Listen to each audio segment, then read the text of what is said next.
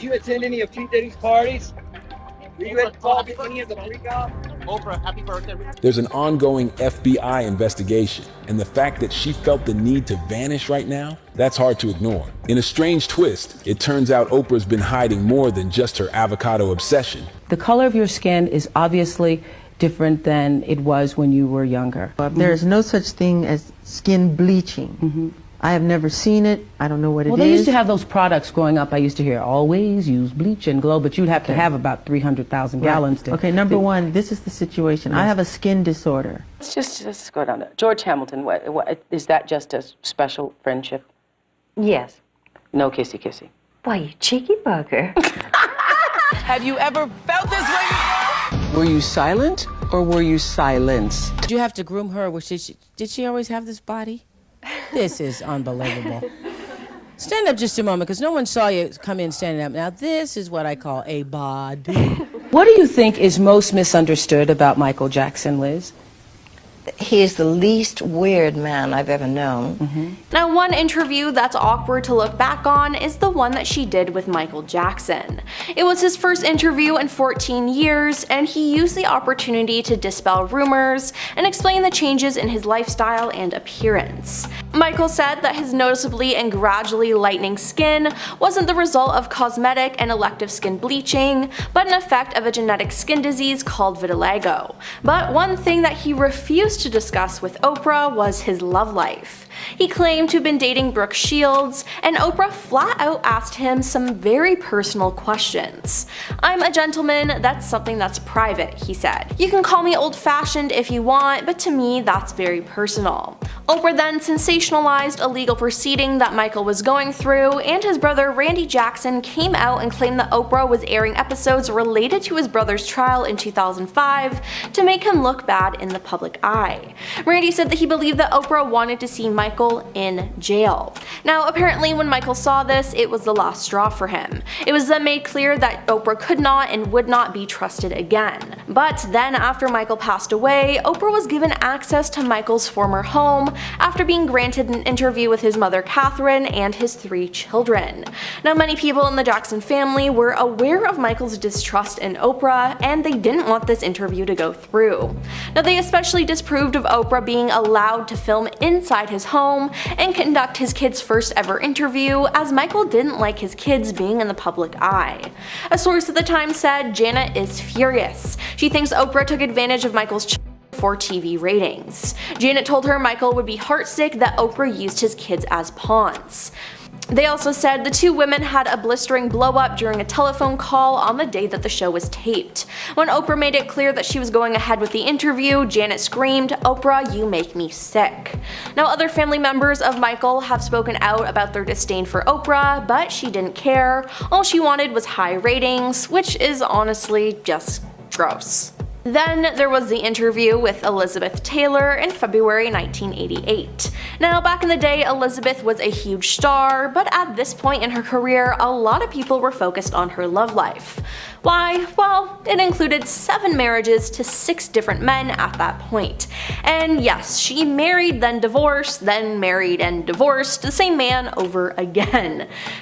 Now, when Elizabeth was a guest on Oprah's show, she had one rule, that Oprah was not allowed to ask her about her love life at all.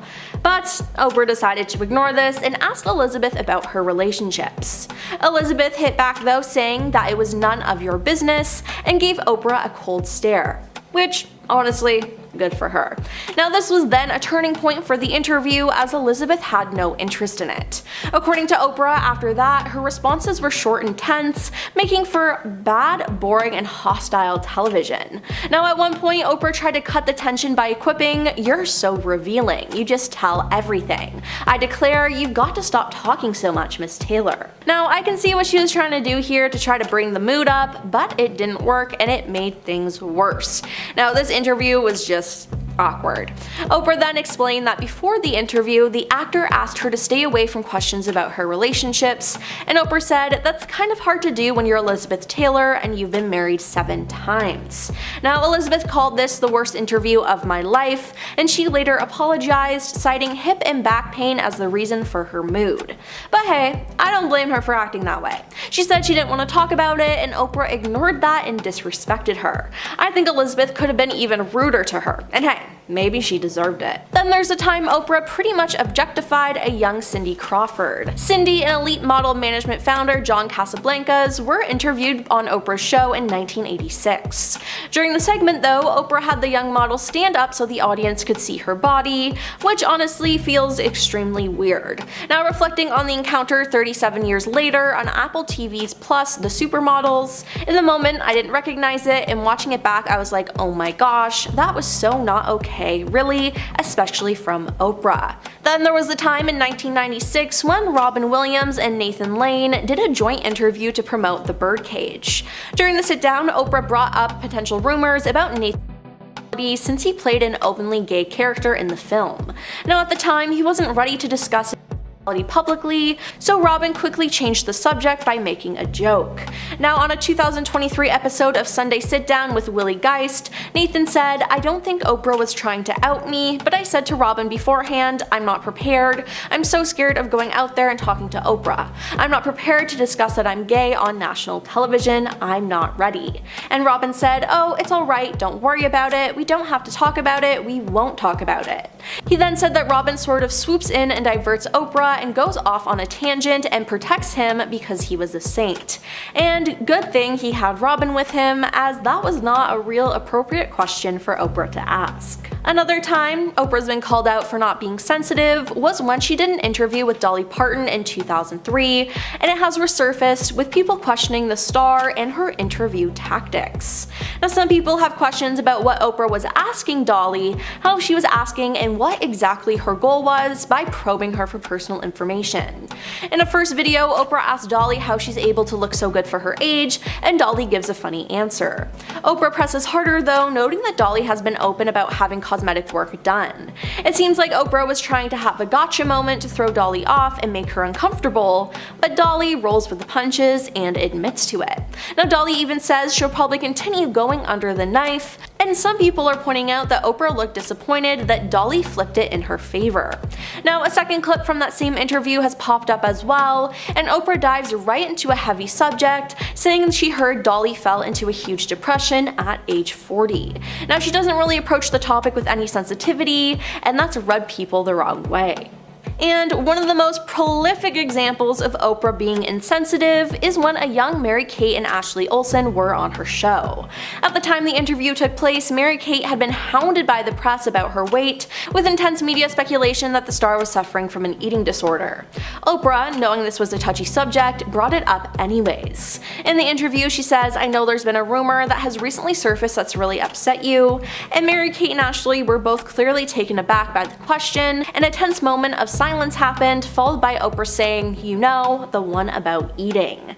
Now, Mary-Kate was so thrown by this line of questioning, she almost looked to be on the verge of tears, but her sister Ashley jumped in to rescue her. "Yeah, you know, people are going to write what they're gonna write," she says. Now, after some awkward back and forth, Oprah asked the Olsen twins what dress size they are, and they reacted uncomfortable by saying, "I don't know."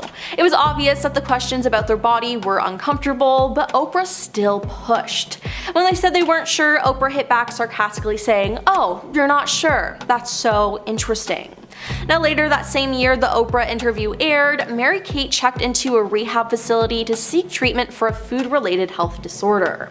Now, I'm sure her being asked those invasive questions didn't do any good when it came to her mental health. Now, Oprah should honestly be ashamed of how she treated those two girls. Oprah Winfrey has not been in the public's good graces recently, as she's been exposed for taking weight loss medication and caring more about herself than others. Now, starting off, we have her school. The Oprah Winfrey Leadership Academy for Girls opened in Johannesburg in 2007. Now, this was one of Oprah's passion projects. She founded it with $40 million of her own money, and she even hand-selected the 152 students who attended. Everything seemed perfect until it wasn't. Oprah seemed to handpick the students, but it turns out she didn't do a good enough job when it came to hiring the staff. Less than a year after the school had opened, 6 students came forward to accuse dorm matron Virginia Tani Mekagobo of mistreating them. Virginia pleaded not guilty and her trial was ongoing. She was arrested in November 2007 and released on bail, and she faced 17 different charges. "It has shaken me to my core," Oprah said, of returning to South Africa with a team of private detectives to investigate the allegations and personally speak with the girls. "This has been one of the most devastating, if not the most devastating experiences of my life," she said. Now, in the end, Oprah fired all the matrons no matter what. Now, following the first trial, Oprah was sued by the headmistress of the school for defamation. She alleged that Oprah defamed her by implying that she was covering up the mistreatment going on at the school. However, this case was later settled outside of court before the arranged trial, according to CNN. Now, that's not all that happened there though. Speculation of numerous missing girls from the academy spread like wildfire across social media, and then in March of 2007, some parents complained because they were only allowed to visit their children once a month, and the girls were only allowed to use their cell phones on the weekends. One parent said, "It's a nightmare. We had only 2 hours to see my child. Surely this isn't a prison or an institution." Another mother said her homesick daughter was very upset over the rules. "Michelle phones me in tears sometimes, and then I don't know what to say to her," she said. "The school is currently still running, but I hope the girls are being treated better than they were before." Now, Oprah has always been made fun of for her weight, which is honestly just a shame. "It was public sport to make fun of me for 25 years. I have been blamed and shamed, and I blamed and shamed myself," she said. Now, one hurtful moment early in her career was when she landed on fashion critic Mr. Blackwell's list. "I was on the cover of some magazine and it said dumpy, frumpy, and downright lumpy," she said. "I didn't feel angry, I felt sad, I felt hurt, I swallowed the shame, I accepted that it was my fault," she said. Now, one controversial moment regarding her weight loss was in 1988 when she unveiled her new slim figure by taking off an oversized coat and wheeling out a wagon holding 67 pounds of animal fat, the amount she had lost in less than 5 months. Now, the episode drew huge attention, earning the highest ratings in the show's history. However, years later, Oprah expressed regret about it, stating that it was simply an ego trip and admitting that she eventually regained all the weight back. Then there's the fact for the past 10 years, Oprah has worked with Weight Watchers, a diet program that was all the craze. Although it has been criticized by a lot of people as being harmful and promoting disordered eating. With some people not liking her promoting this, she then came out in 2023 saying that she was using an unnamed weight loss medication, and that's how she was able to lose a lot of weight. So it wasn't the Weight Watchers, which made a lot of people feel lied to. Then in 2024, she decided to step down and stop working with Weight Watchers altogether. Many people are saying that she's a sellout and that everything she's ever stood for was a lie. And hey, I can't blame people for being upset over this. It's very likely that she's taking Ozempic or something Ozempic adjacent, which is actually a medication for people who are diabetics. A lot of normal everyday people can't afford to take this medication, and they also don't want to take it from people who really need it, aka diabetics. Now, I understand why people are so upset about this, as Oprah claimed for years that a specific weight loss program was working for her. She's lost a bunch of weight, and then she reveals it was all due to medication. I'm glad she's happy with her body, but it now feels like she tricked a lot of people into believing something that will never come true, and it's just scummy. Then there was her whole Maui fund. In August 2023, a series of wildfires broke out in Hawaii, predominantly on the island of Maui. The wind-driven fires prompted evacuations and caused widespread damage, ending the lives of at least 102 people and leaving 2 people missing. Now, after this happened, Oprah and The Rock came together to create their own fund to help victims, called People's Fund of Maui. It was to distribute cash directly to people who were affected by the wildfires on the Hawaiian island. Now, the 2 celebrities contributed an initial payment of $10 million to the fund and invited the public to contribute their own donations for the rest of it. Now, after it was launched, people started questioning why the celebs were asking everyday people to donate instead of their celebrity friends, or even them just funding it themselves. I mean, Oprah's net worth at the time was $2.5 billion. Yes, billion with a B. She could have given away so much of her own money, but she decided to ask others for help. Now people started calling them out on social media, and instead of taking this critique, Oprah hit back and made things worse. All the online conversations being slammed, lies, conspiracy theories really took the focus off of what was the most important thing, and that was the people of Maui, she said on a CBS Mornings appearance. I was on the ground talking to lots of people, trying to figure out how do I best help. Now the two celebrities thought about how they have both given to charity their whole lives and felt like starting with $10 million worked because it was enough to kick things off before opening the Maui Wildfires Fund up to people who wanted to help but didn't know how to. I was so excited about it. Then I got up the next morning and saw all this vitriol and I was like, whoa, what happened here, she said. But yeah, people were angry, which again, I honestly don't blame them for.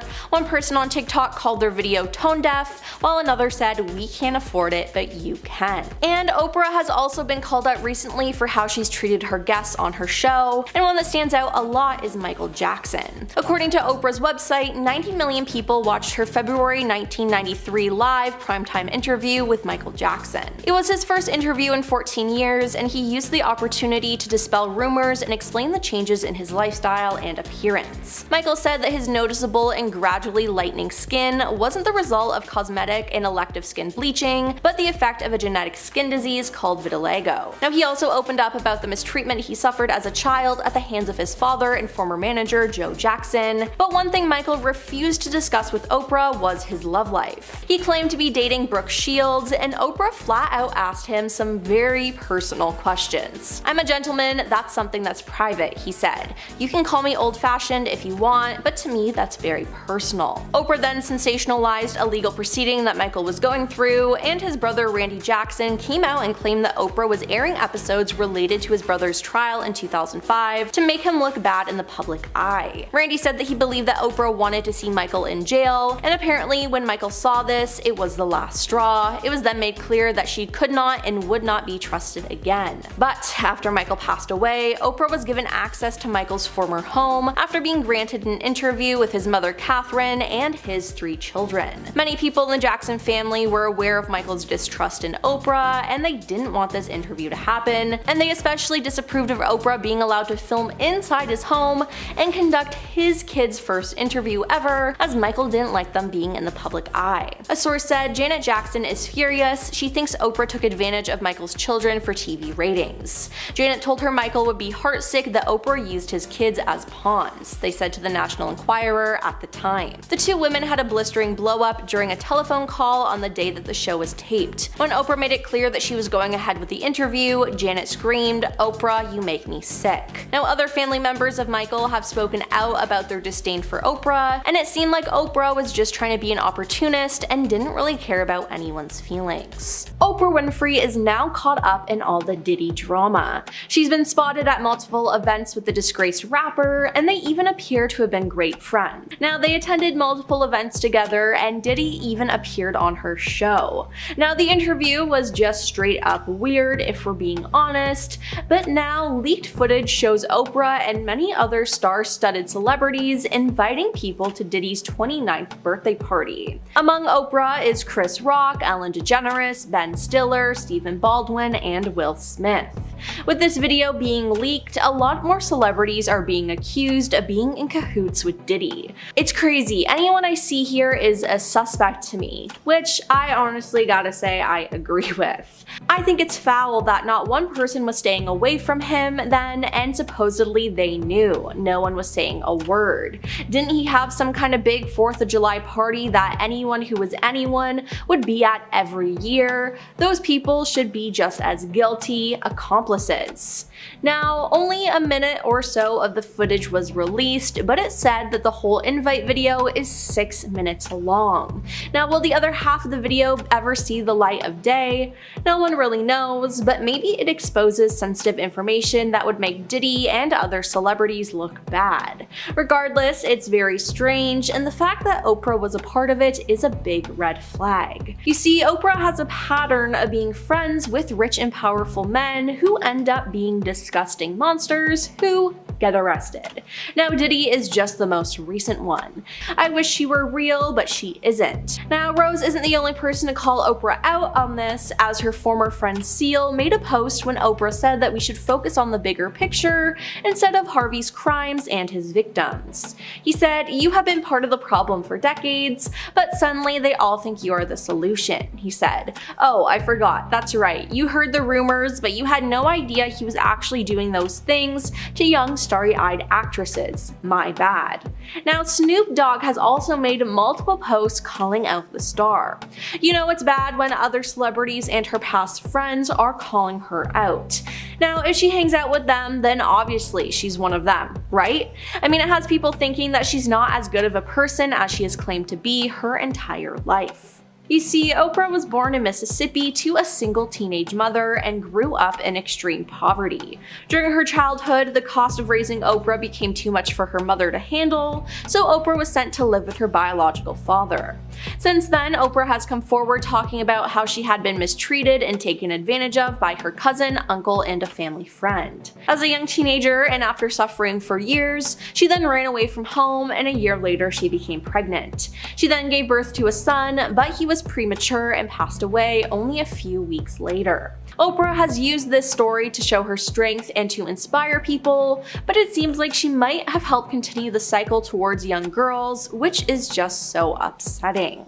Now Diddy's parties have been exposed as being evil, and many crimes took place there. Multiple sources have said what happened before 2 a.m. pales in comparison to what happens at 5 a.m., said a first source. Now a second source who helped get guests for Diddy's white parties between 2006 and 2011 similarly told Us Weekly that high-profile celebrities would leave around 2 or 3 a.m. because they knew the party was going to take a turn. Girls would start to lose their clothes, and that was the signal for people to leave, explained the source, adding that's when the substances would come out, with benders lasting until 7 a.m. Now the New York Post reported that these parties often concealed freak-off sessions that devolved into explicit encounters after the main events. An unnamed Alabama woman claimed in a suit filed in New York that in the year 2000, she was invited to a Video Music Awards after party by an associate of Diddy. There, she was mistreated by Diddy while another male celebrity and female celebrity, neither of whom were named in the suit, watched until she was able to escape. Another, an unnamed male, accuser claimed to have been taken advantage of by Diddy at a party in 2022. The accuser alleged that Diddy offered him a drink and promised to help him launch his career.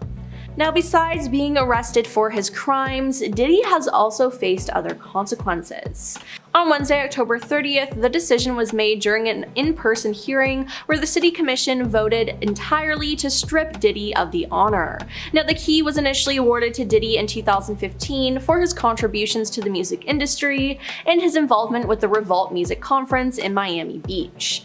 Amid his ongoing lawsuits back in June, city officials also rescinded October 13th as Sean Diddy Combs Day. Now this marks the second time Diddy has been stripped of a ceremonial key. In June, he returned his key to the city of New York at the request of Mayor Eric Adams, following the resurgence of a 2016 video depicting him mistreating his then-girlfriend, Cassie Ventura. Diddy's trial is set for May 5th, 2025, but it appears that other celebrities involved in the crimes are trying to keep their name out of the news. Ray J, who was friends with Diddy, has spoken out about how some celebrities are paying off their victims when it comes to the freak-offs. Now my question is, could Oprah be one of these celebrities? Just maybe. Ray J said, "I'm hearing about artists paying victims to keep their name out of it. Somebody has the truth, somebody pays you to keep it quiet, and hopefully that money you got paid secures your happiness while you watch the lie continue to succeed." The interviewer, Harvey Levin, then pushed Ray J by asking if he knew anyone personally who had been offered money to stay quiet. The songwriter then replied, "Here's the other way around it, Harvey, I'll give you money, please don't talk." He then claimed the high-profile individuals are reaching out to him, alleging they want to talk to me about what happened to them, they call me, they feel like they can trust me. And Eleven then asked if those contacting Ray J are high-profile celebrities who have an affiliation with Diddy. He responded, "Yes, that's exactly what I am saying. And I don't know why I said it, but I said it, so what? Now they're gonna be mad, come get me." Ray J then said, "I think I said too much."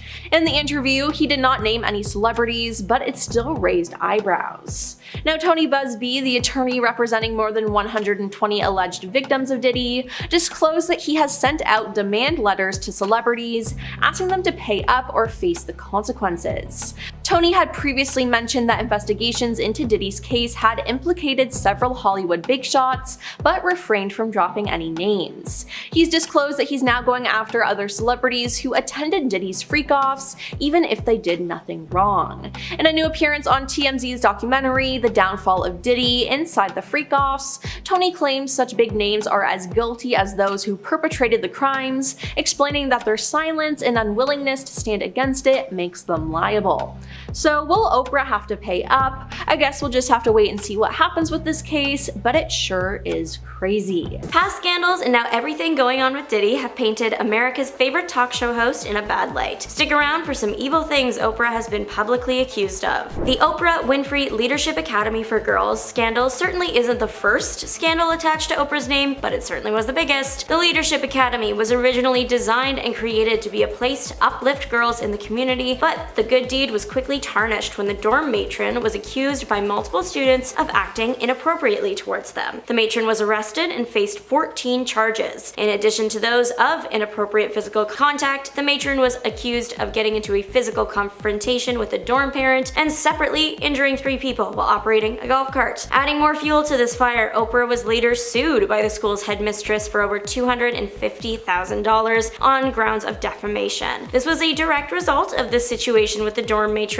While that legal battle was happening, Winfrey had publicly commented that she was doing a complete overhaul of the school and that she had lost confidence in the headmistress. The headmistress claimed that these statements made it harder for her to find work afterwards. Court papers from the case read that Winfrey had originally intended to hire nurses to be the dorm matrons. However, the headmistress went a different route and, according to an article from CBS News, hired 8 young women from a local company called Party Design. Winfrey's lawyers at the time wrote about this, saying these young women were later found to be totally unqualified to handle the position, something the headmistress had been warned about. The 2 women were expected to settle this in court, but instead came to an agreement privately shortly before that date. Today, though, there is a brand new scandal being tied to Oprah's name. She has recently been accused of aiding disgraced rapper Sean Diddy Combs and making his sins happen over the years. You might recall that Sean Diddy Combs is in some boiling hot water right now after multiple people have stepped forward accusing him of engaging with them and others without consent, making people consume things unknowingly, force people into unwanted scenarios, film and use the footage from filming inappropriate parties he called freak-offs as blackmail to keep it all on the down low, and just generally being a really awful person and definitely not the kind of guy you'd want your name attached to. Unfortunately for Oprah, that is actively happening to her now since she has attended Diddy parties in the past. The thing is though, half of Hollywood has appeared on a Diddy guest list, but not everyone has been to a freak-off. Diddy was known as the party host in the 2000s. He hosted the white attire parties, massive birthday celebrations, after parties. They were known for being extravagant and expensive, and everyone wanted to attend. Allegedly, sometimes the after party for these events were freak-offs. But many news publications report that by the time a party descended into a freak-off, the big names had already left. However, people aren't just accusing Oprah of attending freak-offs, but also aiding and putting them on. Some sites even saying that she provided the people. Some people even going so far as to claim that Diddy's home was connected to Oprah's via an underground tunnel system, and that's how they did it. As of right now, this is not true. The claim that tunnels were discovered in Diddy's home was proven false. But Oprah's tunnel accusations don't just have to do with Diddy. People have accused Oprah of being part of a larger, multiple parties involved kind of situation that is similar in theme to the Diddy stuff, that directly linked her to some nefarious alleged activity involving forcing younger individuals into bad situations. Surprisingly, one woman claims not only is Oprah involved, but that she has the address to a tunnel entrance appearance, Adria English filed a lawsuit against Diddy claiming she worked for Combs at the Hamptons and Miami parties he threw in the mid to late 2000s. She claimed that the drinks she was given on the job had other things in them that she didn't want. In addition to allegedly being forced to consume things, English claimed she was also forced to engage in inappropriate acts she didn't want to do. While initially having legal representation, Adria English and her legal team parted ways. The cited reason is irreconcilable differences. The filing read that they disagreed regarding almost every aspect of the litigation. One of the lawyers claimed that they never lost faith in her case, just in her, and that her case was great. The issue at hand was that English allegedly undermined their work, went behind their backs, doing things incongruent to advancing her case, to which English has allegedly responded with, "I'm the client, you work for me." Another major point of conflict between English and her representation was that they requested that she refrain from speaking to the media. Pretty soon after parting ways, English spoke to independent media, and the interview made its way around TikTok gossip pages. This is when English claimed that there were tunnels under Oprah's home. She also made the bold statement, she sees what's going on because she's a participant. Now, was all of this true? As of right now, again, no credible news sites have been able to find information confirming this. In fact, some websites like Snopes.com have looked into the tunnel rumor and have stated it false. Now, I don't want to say that Adria English is lying, just that the information hasn't been officially confirmed. But Diddy isn't the first time Oprah has found her name tied to some questionable characters. She was famously close to the man who also had a very public falling out with Hollywood after his past transgressions came to light. Name rhymes with Starvey, anyways you get it. Oprah was seemingly publicly called out by Seal on Instagram for her past relationship to this person. The man posted a picture, the top image showing Oprah kissing the other man on the cheek with the text, "When you have been part of the problem for decades," and then the bottom image showing the man engaging in conversation with Oprah and another woman, this one with the text, "But suddenly they all think you are the solution." Seal added his own caption to the photo, calling out an individual for hearing the rumors but not doing anything about it, and implying that the person was pretending that they didn't know what was happening. While Seal didn't explicitly name names, there were faces in those pictures, particularly Oprah's, so everyone assumed he was taking a dig at the talk show host. Seal insisted this wasn't the case, it just happened to be Oprah that was the one in the picture with the man. It was more about the man in the picture than the talk show host, and this text was to be taken as a generalization of the entertainment industry rather than a direct attack. And finally, a popular new Netflix show has dug up an old Oprah controversy. Season 2 of Netflix Monsters crime drama anthology was based on the Menendez brothers case. Already, the show has its own controversies to deal with, but it took some outside parties down with it, including popular TV show host Oprah. She was accused of being dismissive and acting horribly in regards to the whole situation. Back when the actual trial was taking place in the 1990s, Oprah brought on one of the original jurors, Hazel Thornton. She gave Thornton a chance to speak on her experience and clear up some of the false facts that were being reported in the media, like how the jury was deciding between acquitting or charging. Thornton insists this wasn't true, and the jury was always in agreement to charge. The disagreements came down to the severity of that charge. The interview also featured Catherine Cryer, a journalist and state judge in Texas. Cryer and Oprah appeared to agree more than Hazel did. Cryer had made the claim that the defense used psychological manipulation on the jurors by putting nice, articulate, wealthy young men in, and this next part was stressed, in sweaters crying on the stand. There was a really big focus on the fact that the brothers were wearing nice sweaters for some reason. Catherine Cryer further explained her claim, stating that whether the defense is successful in making the jury more sympathetic to the accused by using aesthetics and gentle language, it is a common tactic used. Cryer also brought up tapes that revealed that this tactic was something that the brothers and their representation planned to use. Thornton was not given further opportunity to speak on this. As the show came back from a commercial break though, Oprah and Catherine again spoke on how common it is to see a difference in someone's appearance from the arrest to the court appearance. Oprah segued the conversation back to the Menendez topic and then gave the floor back to Thornton to clarify her stance. She was quick to reestablish that in the first case, the prosecution didn't make its case, and in the second case, they'd had it down. Oprah then went on to share the piece of the story that affected her the most and was the main reason why she didn't believe any of the brothers' tearful testimonies. It was because of the account that when police first arrived at the home, the brothers were out on the lawn crying hysterically. She said,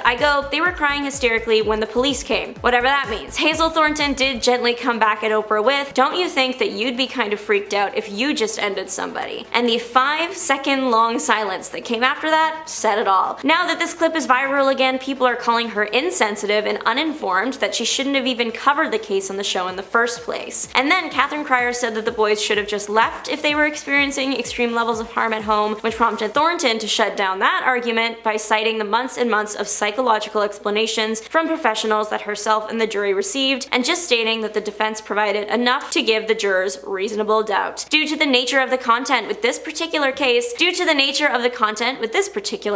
people called out Oprah for championing herself as a person that supports victims, but then was acting this way when it came to the brothers. Rose McGowan, David Letterman, and Nathan Lane are all names that have shown Oprah's true sense of being over the years, and it's time we listen to what they have to say. Rose McGowan has called Oprah Winfrey as fake as they come in a scathing Twitter post over her friendship with scummy producers who I can't even name, they're that awful. We can't even show you a picture of them, so you're gonna have to use context clues today, folks, if you don't already know the identity of the mystery people that I'm talking about. So Rose McGowan took to Twitter to speak out against the popular talk show host, sharing a photo of Oprah kissing the disgraced Hollywood producer on the cheek. Once again, we can't show that photo. So that photograph of the pair was taken at the 2014 Critics' Choice Movie Awards, if you're looking for it. Rose McGowan is a Me Too activist. She accused that particular producer of wrongdoing, and she accompanied her post with a caption reading, "I am glad more are seeing the ugly truth of Oprah. I wish she were real, but she isn't." From being pals with insert anonymous producer's name here, to abandoning and destroying victims, she is about supporting a sick power structure for personal gain. She is as fake as they come. #Lizard. Now, the victims she referred to are those of a hip-hop music mogul. Nope, not the one I talk about all the time. One who has been accused of more than a dozen cases of SA and misconduct since 2017. Now, he's responded by admitting inappropriate conduct in some instances, but disputed the allegations of non-consensual interactions. Once again, not the one I talk about all the time. Somebody different, whose name I don't think I can say either. In terms of mainstream American talk show hosts of the last 40 years, Oprah Winfrey and David Letterman are up there. They're two of the biggest names of all time. For a long time, their shows were a place in pop culture where the most influential figures in any mainstream media felt comfortable enough to throw off the cloak of privacy and be candid about their lives. You know, back before social media, we all got glued to these little devices. And even though they were both masters at conducting interviews, objectively speaking, they were locked in a strange rivalry that had a lot of people perplexed at the time. So apparently these two had a feud that lasted more than 2 decades. Oprah refused to speak to David Letterman whenever they bumped into each other.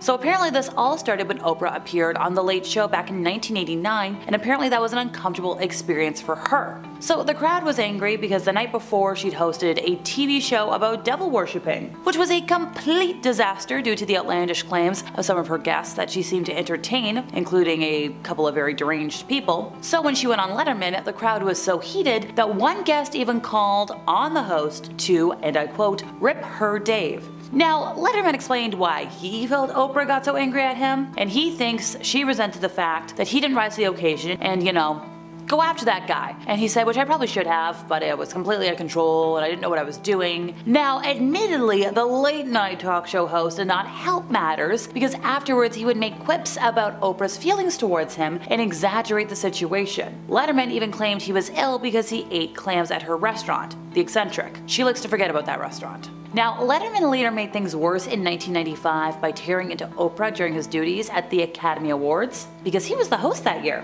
He said, "I've been, itching to do something all day, and I think we can maybe take care of this," he said before introducing Oprah and one of the biggest stars of the day, Uma Thurman. He said, "Oprah, Uma, Oprah," and he quipped about their names before adding, "I feel much better. Have you met Keanu?" Now, despite all of this, and David Letterman being quite rude, apparently Oprah's real hatred started in a different moment from her appearance on his show back in 1989. So, speaking with Jon Stewart in 2010, Letterman explained that Oprah hated him after he left her with his bill at a restaurant they were both eating in. So this was apparently long before the Academy Awards. She was out with Stedman, and Letterman was with his then girlfriend Regina. They were both at a restaurant having lunch on vacation, and he said to his girlfriend, "Oh, this is hilarious. I'm gonna make Oprah buy us lunch." So when the time came to pay the bill, Letterman told the waiter, "Oh, this woman right over there has been kind enough to take care of our check." And then he and his girlfriend waved to Oprah as they left, and he said, "We got a free lunch," and apparently that's where it started. Good grief. In 1988, Elizabeth Taylor playfully shut down Oprah's attempts to get her to address dating rumors, and Oprah teased her about her refusal to give a straight answer. Now, years later, when Oprah reflected on the interview, she called it her worst. She said, "It's still painful to watch for many reasons, including my bad hair." And okay, that's a joke, but that's not actually why it's painful to watch, lady. She explained that before the interview, Elizabeth Taylor had asked Oprah to stay away from questions about her relationships. And Oprah said, "Well, that's kind of hard to do when you're Elizabeth Taylor and you've been married 7 times. And to her credit, she later apologized to me. Okay, but you still went against her wishes, so no wonder Elizabeth Taylor didn't really like you in the interview. When Robin Williams and Nathan Lane did a joint interview to promote The Birdcage back in 1996, Oprah brought up potential rumors about Nathan's sexuality since he played an openly gay character in the film. Now at the time, it being 1996 and all, he wasn't about to discuss his sexuality publicly, so Robin, being Robin Williams and an improv master, quickly changed the topic by making a joke. So fast forward, it's 2023 and Nathan Lane said, like, I don't think Oprah was trying to out me, but I did say to Robin beforehand, I'm not prepared, I'm so scared of going out there and talking to Oprah, I'm not prepared to discuss that I'm gay on national television, I'm not ready. And Robin, being Robin Williams, said, oh, it's alright, don't worry about it, we don't have to talk about it, we won't talk about it. And Nathan Lane credited Robin for swooping in and diverting Oprah and going off on a tangent and protecting himself because Robin Williams is a saint. So in February of 1993, Oprah landed the first live televised talk with Michael Jackson in 14 years. And she asked the unthinkable in this hour-long television special. So since the mid-80s, there was a lot of speculation about Michael Jackson. People were like, oh, he wants to be white. He bought the Elephant Man's remains. He slept in an oxygen chamber. He married Elizabeth Taylor. His best friend was a monkey. The monkey was telepathic. And that he was a virgin.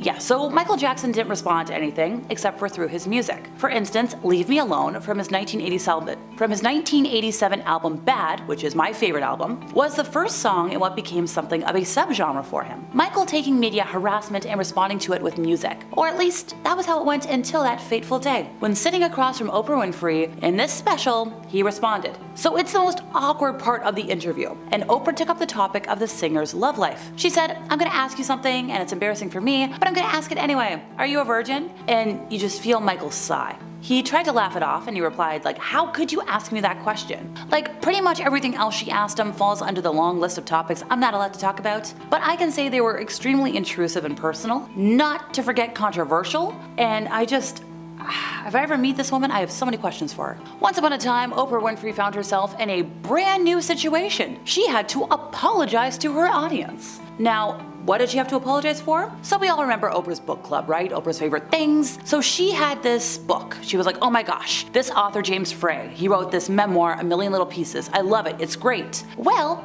when everybody found out that he fabricated parts of that mega-selling memoir, and it was mega-selling thanks to Oprah's endorsement, everybody was in trouble. So she said, I left the impression that the truth does not matter. To everybody who challenged me about this book, you are absolutely right. And you know what? In theory, good for Oprah, right? She's admitting to being wrong. But here's the thing. When I mean everybody was calling Oprah out for, the flub, I mean everybody. Like the New York Times did a report on the memoir. So Oprah didn't really have a choice. She had to apologize. Besides the initial investigation showing that the author clearly lied about time he spent in jail, various run-ins with the law, some employees at the rehab center he attended also came forward to dispute his portrait of life there. And hey, if you were one of the people begging for Oprah to apologize, you got it. But, and this is where we get into things today, she did it in a way that had a lot of folks waving red flags about her behavior. So as Oprah really dug into Frey over various moments in his memoir that had either been proven false or remained dubious, you almost felt sorry for him. Let me explain. So the audience clapped when Oprah kept spitting out zinger after zinger saying it's a lie, you presented as a false person. It was kind of hard to avoid thinking that the author was there to be put on display, not just to set the record straight, but for a public punishing, dare I say almost a witch trial of sorts? More than once, Oprah emphasized that experience embarrassed her. So her revenge was just shaming him in front of a live studio audience. And at the time, everybody was shocked. They were like, who knew Oprah was an eye for an eye kind of lady? So, my little question for you, Oprah. If you could see at the time now that everything was like a red flag and whatnot and so false, why didn't you see it sooner? Oh, and by the way, if you're looking for footage of that whole everything, it's been scrubbed from the internet. Make of that what you will. On air, Oprah was portrayed as this wholesome, sweet lady, but according to her stepmom, there's an unknown side to Oprah, one that she hid from her fans for, years. So according to Barbara, Oprah is one of the most controlling people you will ever meet. She claimed that when, she wanted to come and visit, Oprah was like, no, you're not staying at my house. You're gonna stay in a hotel, and I'm not paying for that. You better pay for that yourself. Also, apparently Oprah was quick to anger when it came to her staff, with a lot of folks being fired left and right over the years for, no reason. But here's the thing. Even though Oprah doesn't let Barbara stay in her house, despite being a billionaire who could afford to stay in a hotel, when Oprah goes to visit Barbara, Barbara allows her to stay at home. Which, Oprah's I guess. Apparently, the first time Oprah stayed over at Barbara's, she allegedly complained that her bed sheets were not 1,000 threads and that her bath towels weren't big enough. Look, lady, you've got how much money? You could bring your own towels, your own bed sheets if you really wanted. You don't have to make your family feel like a burden just because it's not up to your standards. Thanks to Oprah's weakness for theories that kind of veered towards the decidedly out there, her legacy isn't exactly spotless. Sure, on one hand, she has endorsed plenty of credible things in her heyday. Barack Obama, John Steinbeck's East of Eden, which became a bestseller after being featured on The Oprah Winfrey Show in 2003, like a whole 51 years after it was published. But on the other hand, we have Oprah to blame, and I mean blame, for the rise of former actor Jenny McCarthy, who first said her opinion that vaccinations cause autism on The Oprah Winfrey Show in 2007 to disastrous effect. McCarthy has since been repeatedly cited as a factor in the return of diseases such as whooping cough in the US. Another one, Dr. Oz, the famed Turkish-American heart surgeon, first appeared on The Oprah Winfrey Show in 2004 and quickly became, along with, Phil McGraw and Rachel Ray, part of Oprah's team of experts who regularly appear on the show. Now, Oz dispenses with facts he doesn't find convenient and manifests an egregious lack of integrity by promoting quack treatments and cures in the interest of personal financial gain. He's more like a Kardashian than a surgeon, according to some of his critics, which includes many of his colleagues, who argue that Oz's endorsement under a medical banner of certain remedies, ranging from the pseudoscientific to the downright kooky, is immoral. Now, he has argued that the Dr. Oz show was not a medical show. So, in other words, he seemed to be saying people would be better off taking medical advice from Dr. Pepper than from Dr. Oz. Alright, well, give me a can. The legend of Oprah Winfrey as an extremely poor girl growing up without a father, a too young mother who, Oprah claimed, carried with shame during pregnancy and then neglected her, spread like wildfire when Oprah began giving interviews in Chicago. She was like, oh, how they harmed me. I wanted to be white because I never saw white people being hurt. Now, she remembered her early years as lonely. She didn't play with anybody except for the pigs she rode without a saddle in her grandmother's garden. She mentioned, verbatim, the only thing I could talk to was the animals in the farmyard. I read them Bible stories. Apparently the years spent with a mother on welfare were even worse. They were so poor they couldn't afford a dog or a cat, so she had 2 cockroaches as pets. She put them in a jar, named them Melinda and Sandy, and she entertained her audiences with stories about fetching water from the well, milking cows, emptying the drinking pot.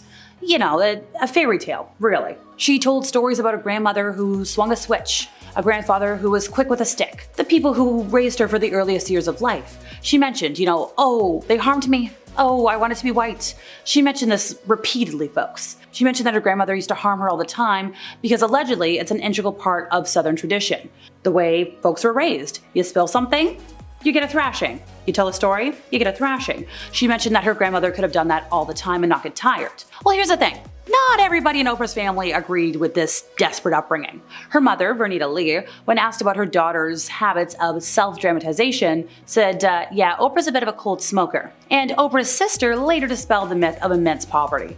Patricia said, of course we weren't rich, but Oprah exaggerated how bad it was for us. She guesses that Oprah did this because the viewers would love her, the audience would grow. But she's like, cockroaches were never her pet. She always had a dog. She had a white cat. She had an eel in a tank, a parakeet named Bo Peep, who she taught to speak. Where Oprah got that nonsense about growing up in filth and roaches, I have no idea. That was another statement made by her cousin, Catherine Carr. She's mentioned that she's confronted her. She asked, Oprah, why do you tell such lies?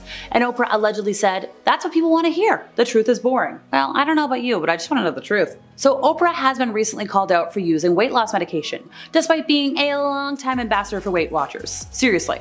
They're kind of synonymous. The famous talk show host has confirmed she uses an unnamed substance to help control her weight. In a revealing chat, Oprah said her latest slim figure is thanks to the medication and a healthier lifestyle overall. She's like, I now use it as I feel I need it, and she mentioned the fact that there's a medically approved prescription for managing weight and staying healthier in her lifetime feels like a relief, like redemption, like a gift, and not something to hide behind and once again be ridiculed for. In a conversation with People magazine, Oprah concluded, I'm absolutely done with the shaming from other people and particularly myself. However, some fans felt the billionaire philanthropist was feeling hypocritical. Once again, given she is a proud spokesperson for Weight Watchers.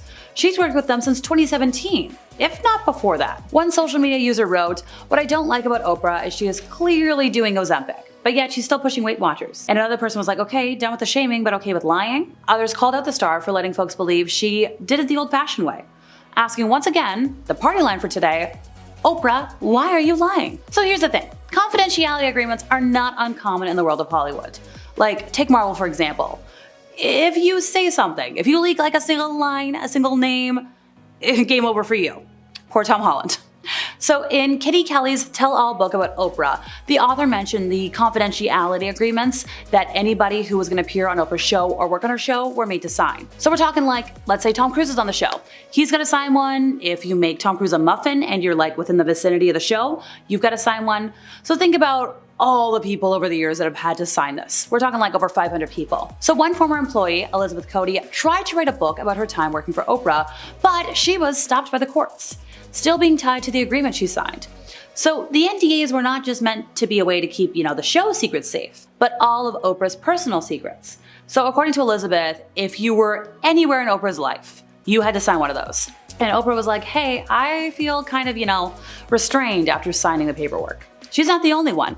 In 2010, Unicus Performance Training filed a lawsuit against Oprah and her company Harpo, claiming they never got paid for a workout program they were developing. UPT said Harpo fired them for violating the terms of their confidentiality agreement, after UPT sent out a mass email promoting their upcoming appearance on Oprah's radio show. Well, turns out, according to the confidentiality agreement, UPT wasn't allowed to use Harpo's name, Oprah.com's name, or Oprah's name for any advertising or promotional purposes. Unless, of course, they wanted to get the axe, even though they were literally just promoting their appearance on her show. In August of 2023, a series of wildfires devastated the Hawaiian island of Maui. Good old Oprah Winfrey teamed up with fellow Hollywood heavyweight Dwayne "The Rock" Johnson to launch the People's Fund of Maui for residents with an initial donation of $10 million. The fiery disaster caused about 100 lives to be lost and $5.5 billion worth of damage. Around 12,000 people were displaced. Now, Oprah, who owns property on 1,000 acres of land in Maui, and The Rock, whose family lineage comes from the neighboring South Pacific Samoan Islands, have faced a lot of criticism over the last year. So their initial statement was they'd been meeting with community leaders for a couple of weeks, they were trying to figure out what to do, and they mentioned this in August of 2023. The Rock added, in this time of need, you want to take care of the greatest need of the people, and that's giving them money. It's going to take a little time to rebuild, it'll get a little worse before it gets a bit better, but we're here doing what we can do. So, Oprah's recent appearance at the Democratic National Convention on August 21st kind of reignited questions about how the money allotted for the Hawaiian people was being dispersed. There was an account on Twitter that went viral on August 28th, claiming that Oprah donated $150 million to the Kamala Harris campaign. And while Oprah did endorse Kamala for president, folks were like, hey, so where's all this money going? Oprah isn't exactly known for being a nice person, but Cindy Crawford, Elizabeth Taylor, and even the Olsen twins had interactions with her that left a lot of people feeling kind of awkward watching them. So when Oprah interviewed Cindy Crawford and elite model management founder John Casablancas back in 1986, she had the model stand up so the audience could see her body. Well, when Cindy was reflecting on the encounter 37 years later on a show called The Supermodels, she was like, yeah, I was to be seen and not heard. And when you look at it through today's eyes, Oprah was saying, stand up and show me your body. Show us why you're worthy of being here. Now in the moment, Cindy didn't really realize and she didn't recognize it. And watching it back, she was like, oh my gosh, that was so not okay, especially from Oprah. When you consider Oprah's history with body image and how much of her platform has revolved around it, yeah, really not okay. When Robin Williams and Nathan Lane did a joint interview to promote The Birdcage back in 1996, Oprah brought up a lot of rumors about Nathan's sexuality, since he played an openly gay character in the film. Now at the time, he wasn't ready to discuss his sexuality publicly, so Robin thankfully quickly changed the topic by making it a joke. On a 2023 episode of Sunday Sit Down with Willie Geist, Nathan said, I don't think Oprah was trying to out me.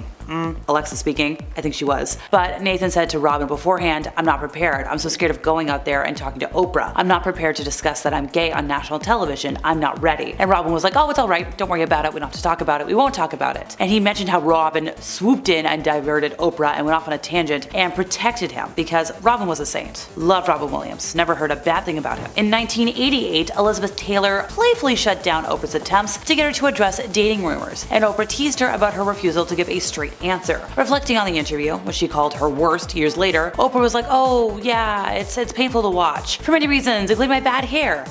Oprah, it's hard to watch for other reasons, not just your bad hair. Now, she explained that before the interview, Elizabeth Taylor specifically asked Oprah to stay away from questions about her relationships. And then Oprah was like, well, it's kind of hard to do when you're Elizabeth Taylor. You've been married 7 times. To her credit, she later apologized to me. Yeah, in private probably. I'm sorry, I think women should have as many relationships as they want, as many marriages as they want. Go nuts! headlines. In February of 1993, Oprah landed the first live televised talk with Michael Jackson in 14 years. She asked the unthinkable in an hour-long television special, which portrayed an eccentric but vulnerable star. To understand the enormous buzz that an interview with Michael Jackson generated in February of 1993, you gotta understand the context, folks. Since the mid-1980s, people speculated that Michael Jackson wanted to become white, that he had bought the Elephant Man's remains, he slept in an oxygen chamber, he married Elizabeth Taylor, he suffered from anorexia, his best friend was a monkey, the monkey was telepathic, and that he was a virgin. Never before had a celebrity provoked so much fascination or so many utterly bizarre headlines. Michael Jackson had never responded to anything, except through his songs. For instance, Leave Me Alone, one of my personal favorite songs, from his 1987 album Bad, was the first song in what became something of a subgenre for him. Michael taking media harassment and responding to it through his music. And that's how it went until February 10th of 1993, when, sitting across from Oprah Winfrey in an ABC Live special, he responded. According to Oprah, this conversation was unscripted, uncensored. After addressing how Michael felt going from an adorable prodigy and growing up through the industry, she laid the groundwork to address the singer's controversial physical appearance. And then after that, she was firing away. She was like, oh, is it true that you sleep in an oxygen chamber to stay eternally young? Did you buy the Elephant Man's remains? She went through a litany of crazy headlines, all of which Michael Jackson was like, nope, absolutely not. They did talk about facial appearance and presentation as well. And in the most awkward part of the entire interview, Oprah took up the topic of the singer's love life. She said, I'm gonna ask you something, and it's embarrassing for me, but I'm gonna ask it anyways. Are you a virgin? Michael sighed. He tried to laugh it off, and he replied, how could you ask me that question? Pretty much everything else she asked him that's controversial falls under the long list of topics I'm not allowed to talk about. But I can say they were extremely intrusive and personal, not to forget controversial. And it kind of just really shows Oprah's true colors. She wants the headlines. So let's talk about other members of the Jackson family for a moment. While Janet Jackson was okay with being interviewed by Oprah Winfrey after Michael's passing, she was horrified when her brother's immediate family was called on the show. She saw that as Oprah using his family as a means to boost her ratings. And there are reputable sources that have reported that there was an intense conversation between Janet and Oprah, one that created a lasting tension and hatred, and rightfully so. When you look at everything else we've talked about today, so far, to me it seems like Oprah really just does care about the ratings and being in the spotlight. On a 2021 episode of Literally with Rob Lowe, Oprah said she made a big mistake when she asked Sally Field, hey, does Burt Reynolds sleep with his toupee on? Then the actor went cold, and Oprah was like, oh yeah, even say now, like I cringe to even think why I asked that question, but I asked it because the producers are like, you have to ask, you have to ask, you have to ask. That's what everybody wants to know. Well,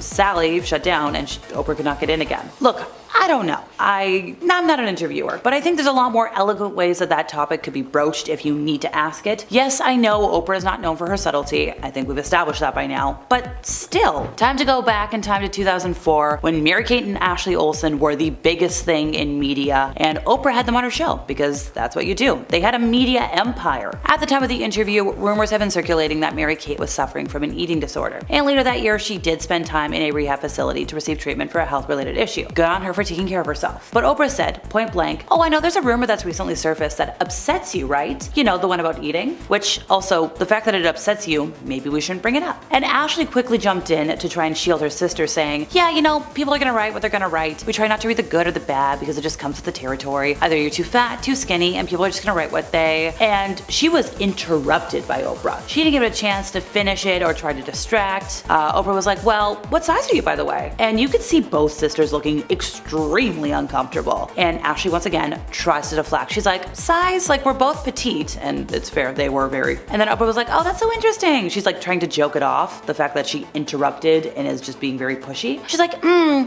obsessed with size. And you're like, I really don't know. And then Mary-Kate pipes up because she knows that she's the one who needs to speak, sadly. And she's like, you know, I really don't know. If we were obsessed with our size, it'd be like, I don't know, a different story. Like, take a hint, Oprah. Move on, find something else. Most recently, Toni Braxton took aim at Oprah, alleging that the TV titan was mean to her way back in 1998. Toni was having some financial problems, and Oprah was like, we're gonna poke at this. She said that the chat on TV severely damaged her reputation because Oprah made some choice remarks about overspending, which was around the time when Braxton declared bankruptcy. So this all came to light in a taped interview for VH1. It was a behind the music special, and Toni said, she was so freaking mean to me, I was in shock. And this is the funniest statement, folks. She said, I hear you have Gucci flatware. I'm Oprah Winfrey and I don't have Gucci flatware. And Toni was like, well, you don't have Gucci flatware because you didn't want to buy it. It's not because you couldn't afford it. And Braxton was like, yeah, she made me feel this big. Like, okay, great. You don't have it. I don't have it. Big whoop. Oprah Winfrey paid a fortune to Apple TV Plus chiefs to buy back the rights to a documentary about her life. Apple announced with great fanfare in 2021 that Oscar-winning filmmaker Kevin McDonald would be directing the documentary about the talk show host turned media mogul. However, sources say that McDonald, who teamed up with Winfrey's longtime producer Lisa Esprimer on the project, had clashed with the billionaire after he finished the film, and it's been on hold ever since. Kevin made the film, but Oprah didn't like it and he refused to change it, and Oprah has paid back her fee to Apple, at least according to a well-placed Hollywood source. While industry sources speculate Oprah would have to pay millions to get the rights to the documentary back, a source in the know denies that it was 7 figures. But here's the thing. Oprah's documentary is not the first high-profile release to be put on ice. Netflix's years in the making Prince documentary is being held hostage due to objections from the 7-time Grammy winner's estate. Looks like documentary making isn't exactly profitable these days. Oprah's been rightfully called out for using weight loss medication, despite being a longtime ambassador for Weight Watchers. The famous public figure has confirmed she uses an unnamed substance to help control her weight. This was in a revealing chat, and she said her new slim figure is thanks to the medication and a healthier lifestyle overall. She says, "I now use it as I feel I need it, as a tool to manage not yo-yoing." She added that the fact that there's a medically approved prescription for managing weight and staying healthier in my lifetime feels like a relief, like redemption, like a gift, not something to hide behind and once again be ridiculed for. In a conversation with People magazine, she concluded that she's absolutely done with the shaming from other people and particularly herself. But here's the thing, a lot of folks and a lot of fans feel like the billionaire philanthropist is being hypocritical. Once again, given she is a proud spokesperson for Weight Watchers. She's worked with that company since 2017. One social media user wrote, "What I don't like about Oprah is she is clearly off doing Ozempic, but yet she's still pushing Weight Watchers." Another was like, "Done with shaming but okay with lying." And a lot of folks called her out, and rightfully so, for letting them believe she did it the old-fashioned way. And they're like, "Why'd you lie?" Well, I can tell you why.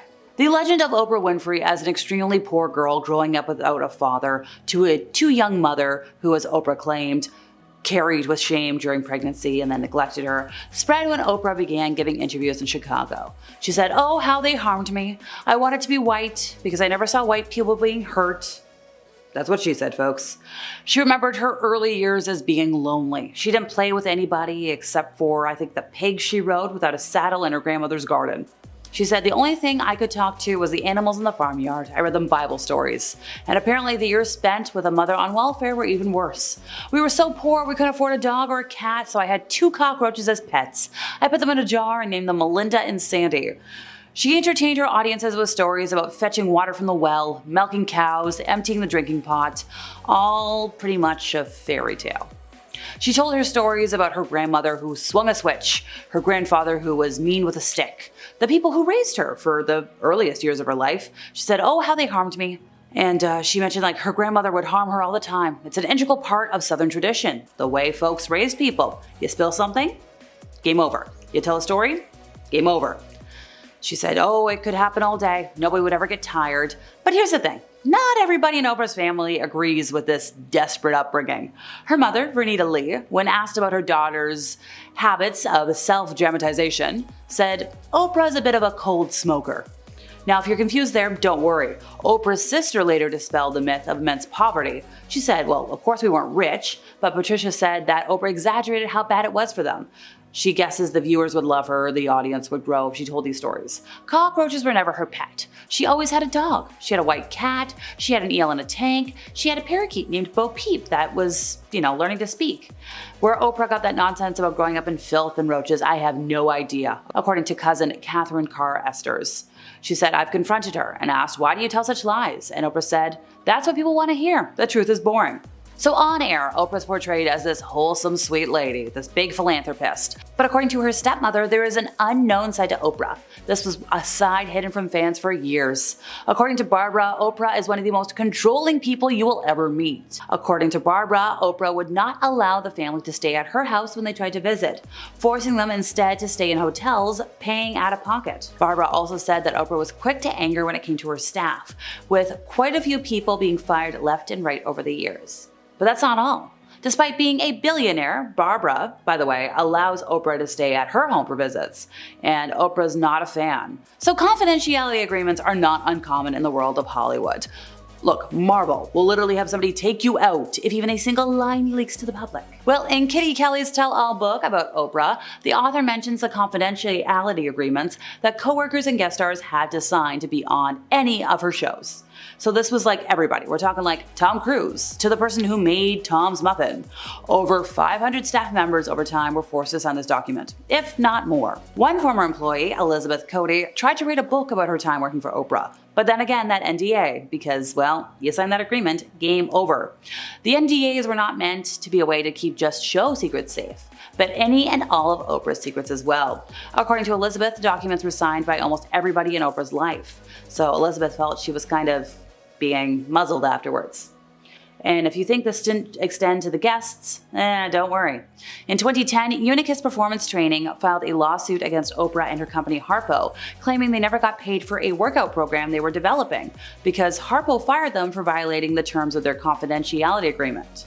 How so? Well, UPT sent out a mass email promoting their upcoming appearance on Oprah's radio show, and according to the NDA, they weren't allowed to use Harpo's name, Oprah.com's name, or Oprah's name for advertising or promotional use. But like, they were just promoting their appearance on her show. They weren't saying anything like, hush hush. So Oprah has owned over 21 dogs throughout her lifetime, if we're not even counting the ones she allegedly had in her upbringing. But here's the thing, being a dog mom hasn't come without its challenges. At one point, two of the mogul's dogs were at odds for over a decade, leaving her frustrated as she tried to maintain peace in the house. She even created barriers to keep them from being in the same room. Thankfully, her relief came when she met Cesar Millan, the renowned dog whisperer, who transformed the household dynamic. He explained that her house was like maximum security because she had to separate the Cocker Spaniel, Sophie, and the Golden Retriever, Luke. Apparently, this was going on for like 11 years. How did this happen? Well, Oprah's bond with Sophie was particularly deep. In 2011, she shared that one of her greatest teachers was Sophie. Sophie lived for 13 years and came to work with Oprah every day. She was there for every show, she was backstage at the Oscars and the Emmys. She even waited in the car if Oprah went to an appointment. She was so attached to Oprah that if Oprah even left her in a hotel room for 5 minutes, Sophie would start howling. She had separation anxiety, and it was really bad. There were so many times that Oprah thought she was going to get kicked out of hotels. Oprah has long been claimed to be a great charitable woman, and recently she's been, an outspoken advocate for the island of Maui. But here's the thing, when everything happened last year, she started a fund. She didn't really donate a lot of money. She was asking for you to give her your money to help everybody else. And a lot of folks were like, hey, why aren't people speaking up about this? Why aren't we calling Oprah out for being a phony? Folks were like, well, she's only really doing this because that's where her vacation home is. She doesn't actually care. And a lot of folks found that really shallow and really awful. During an intimate discussion with Oprah, peeling away the layers of his complex life that we now know all too much about, Puffy once evoked curiosity by avoiding details about the origin of his well-known moniker. The conversation, part of an interview for Oprah's O magazine, began casually. Oprah just inquired about the name's beginnings. And Puffy said, it's a nickname somebody gave me. And now Oprah being Oprah, she probed a little further, and he got reserved. He said, I've never told anyone that. I know you can get people to tell you everything, Oprah, but I can't look you in the eye and explain that one. He said, no more Puff Daddy. The first week in June, we're gonna have a name change ceremony. Now that was something he announced in 2001. He said, no, I'm gonna rock with the name that we all know him by now. He said, my man, Biggie gave me that name. Now this was all after crimes committed by Puffy that I can't talk about on here without sounding like a cartoon character, but I'm sure you can find them. Also, this is kind of around the same time that folks assumed that Puff Daddy had something to do with the passing of Biggie. Make of that what you will. Now, in terms of folks who have called Oprah out for hanging out with icky people, Rose McGowan is the name you're going to want to remember. She's called Oprah as fake as they come in a scathing Twitter post. Now, this was technically over Oprah's friendship with scummy producers who I can't even name because they're that awful. She shared a photo of Oprah kissing a disgraced Hollywood producer on the cheek. Nope, we can't show that photo, folks. Just work with me here. It was a photograph taken at the 2014 Critics' Choice Movie Awards. It's really easy to find.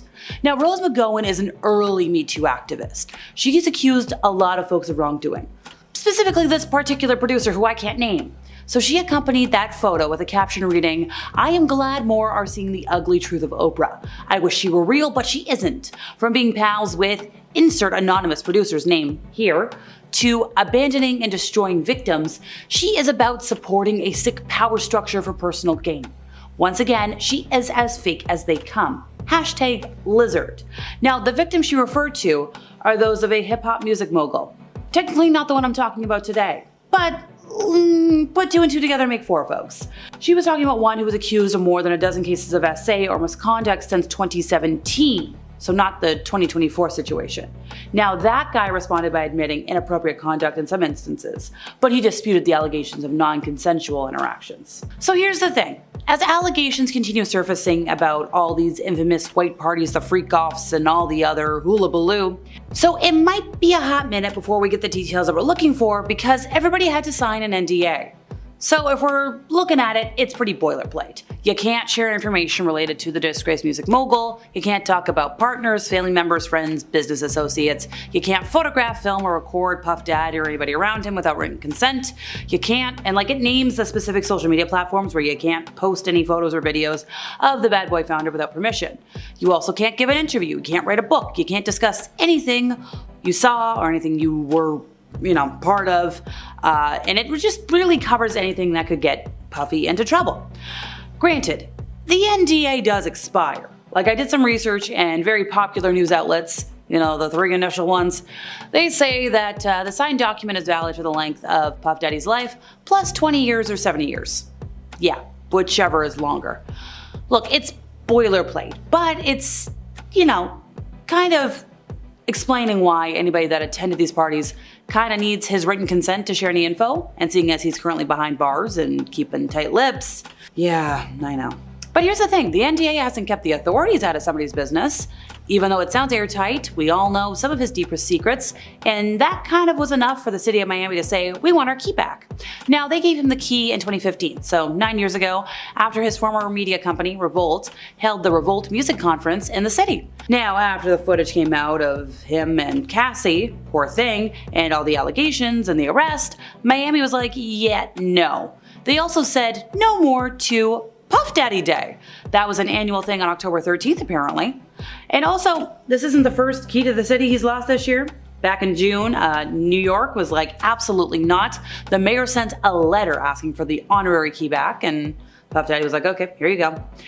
And that's not the only thing that's been like, yeah, no, we want our stuff back. I believe Howard University revoked the honorary degree that Puffy received in 2014. And remember when I mentioned Revolt a moment ago? Yeah, that was sold back to the employees. They were like, yep, no, here you go, take that back. He doesn't deserve it. So one person who has come forward might provide some answers as to why everybody else is staying mum. 50 Cent has had a lot to say about Puffy, about Oprah, you name it, we're gonna say it. Now, he's addressed his relationship with Puffy in an interview with The Hollywood Reporter. And he was like, look, I worked in the same circles as Puffy back in the day, and he kind of explained why he never attended any parties. He said, I've been very vocal about not going to Puffy parties and doing like that. I've been staying out of that for years. It's just an uncomfortable energy connected to it. Yes, I'm self-bleeping myself, folks. It's easier for my editor. So he asked to take me shopping, 50 said. I thought that was the weirdest in the world, because that might be something that somebody says to somebody they're interested in romantically. And I'm just like, nah, I'm not effing with this weird energy or weird coming off the way he was just moving. From that, I wasn't comfortable around him. The producer and actor is actually making a documentary about the allegations. I believe Netflix bought the rights back in May, and apparently the proceeds from the docuseries is going to go towards victims of SA. Now, when folks asked, hey, why are you making this documentary? 50 Cent said, I'm the only one from hip-hop culture that's produced quality projects. We do have a lot of talent within our culture where the talent has developed a comfortability in front of the camera, so they're usually a part of it as an actor or driving force of why someone would watch the project, but not the behind-the-scenes production, producing the whole project. So there's a difference. Now, once again, folks, you gotta remember, 50 Cent worked adjacent to Puffy in the early 2000s, but he's like, nope, we were never, ever, ever friends. He said, and I quote, it was mostly work. I wouldn't call it a friendship because there wouldn't be disappointment between us if we didn't speak to each other. There's points that we worked together. Jennifer Lopez actually told him he should work with 50 Cent as a songwriter in the beginning, and I was around that early stages, and he could have done my record deal at that point, which was around the year 2000, folks, if you're looking for a timeline. Now, 50 Cent said, following me being fired up by somebody who had a weapon outside of somebody's grandmother's house, and after Trackmaster signed Puffy, 50 Cent said, "I'm just getting back to work," and Puffy would call me to write. And he mentioned somebody else would answer the phone. 50 Cent didn't want to get on the phone, and he was like, "No, no, no, no, no." And somebody else was like, "What the heck? We need money." And 50 Cent was like, "No, I don't want to talk to him." He said, "I didn't want to party with him. I didn't want to hang out with him." Puffy's a business person. When people call him a producer, I see people that were taken advantage of, who produce things that he took from them. He got the credit, but he's not a producer. He's been able to take advantage of the business and the creatives in it. I don't have any interest in doing that. I actually fall under the creative, so I just didn't take to hanging out with that. Now, 50 Cent got asked, "Hey, why isn't everybody else speaking up like you are?" He said, well, some of them were involved, the parties, and enjoy themselves, so they don't know what the F is on tape or what's not on tape, so they're not going to say anything because they might have had too much fun. And then you've got other people who look and go, well, that's not my business and I don't want to be it. And then you've got a part of culture that says, that's snitching. And it's not uncomfortable for 50 Cent to say what they said because they've been saying it for however many years. I've been telling you, I don't mess with them. I don't like the way you're moving. This is crazy. Everybody else is not going to be as comfortable as I am saying it. From being too invasive to saying straight up rude things to guests, here's our list of Oprah Winfrey red flags exposed on camera. Now, one interview that's awkward to look back on is the one that she did with Michael Jackson. It was his first interview in 14 years, and he used the opportunity to dispel rumors and explain the changes in his lifestyle and appearance. Michael said that his noticeably and gradually lightening skin wasn't the result of cosmetic and elective skin bleaching, but an effect of a genetic skin disease called vitiligo. But one thing that he refused to discuss with Oprah was his love life. He claimed to have been dating Brooke Shields, and Oprah flat out asked him some very personal questions.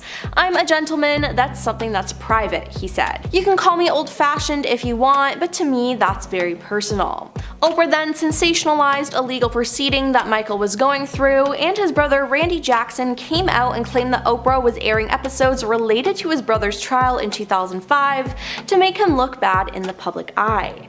Randy said that he believed that Oprah wanted to see Michael in jail. Now, apparently when Michael saw this, it was the last straw for him. It was then made clear that Oprah could not and would not be trusted again. But then after Michael passed away, Oprah was given access to Michael's former home after being granted an interview with his mother Catherine and his 3 children. Now, many people in the Jackson family were aware of Michael's distrust in Oprah, and they didn't want this interview to go through. Now, they especially disapproved of Oprah being allowed to film inside his home and conduct his kids' first ever interview, as Michael didn't like his kids being in the public eye. A source at the time said Janet is furious. She thinks Oprah took advantage of Michael's for TV ratings. Janet told her Michael would be heartsick that Oprah used his kids as pawns. They also said the 2 women had a blistering blow-up during a telephone call on the day that the show was taped. When Oprah made it clear that she was going ahead with the interview, Janet screamed, "Oprah, you make me sick." Now, other family members of Michael have spoken out about their disdain for Oprah, but she didn't care. All she wanted was high ratings, which is honestly just gross. Then there was the interview with Elizabeth Taylor in February 1988. Now, back in the day, Elizabeth was a huge star, but at this point in her career, a lot of people were focused on her love life. Why? Well, it included 7 marriages to 6 different men at that point. And yes, she married, then divorced, then married and divorced the same man over again. Now, when Elizabeth was a guest on Oprah's show, she had one rule, that Oprah was not allowed to ask her about her love life at all. But Oprah decided to ignore this and asked Elizabeth about her relationships. Elizabeth hit back though, saying that it was none of your business, and gave Oprah a cold stare, which, honestly, good for her. Now, this was then a turning point for the interview, as Elizabeth had no interest in it. According to Oprah, after that, her responses were short and tense, making for bad, boring, and hostile television. Now, at one point, Oprah tried to cut the tension by quipping, "You're so revealing, you just tell everything. I declare you've got to stop talking so much, Miss Taylor." Now, I can see what she was trying to do here to try to bring the mood up, but it didn't work and it made things worse. Now, this interview was just awkward. Oprah then explained that before the interview, the actor asked her to stay away from questions about her relationships, and Oprah said, "That's kind of hard to do when you're Elizabeth Taylor and you've been married 7 times. Now, Elizabeth called this the worst interview of my life, and she later apologized, citing hip and back pain as the reason for her mood.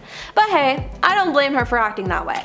She said she didn't want to talk about it, and Oprah ignored that and disrespected her. I think Elizabeth could have been even ruder to her, and hey, maybe she deserved it. Then there's a time Oprah pretty much objectified a young Cindy Crawford. Cindy and elite model management founder John Casablancas were interviewed on Oprah's show in 1986.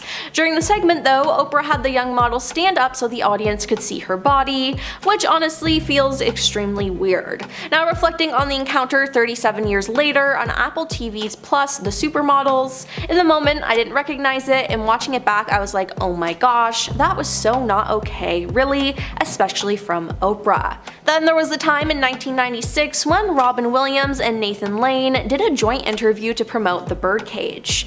During the sit-down, Oprah brought up potential rumors about Nathan since he played an openly gay character in the film. Now, at the time, he wasn't ready to discuss it publicly, so Robin quickly changed the subject by making a joke. Now, on a 2023 episode of Sunday Sit Down with Willie Geist, Nathan said, "I don't think Oprah was trying to out me, but I said to Robin beforehand, I'm not prepared. I'm so scared of going out there and talking to Oprah. I'm not prepared to discuss that I'm gay on national television. I'm not ready." And Robin said, "Oh, it's alright, don't worry about it. We don't have to talk about it. We won't talk about it." He then said that Robin sort of swoops in and diverts Oprah and goes off on a tangent and protects him because he was a saint.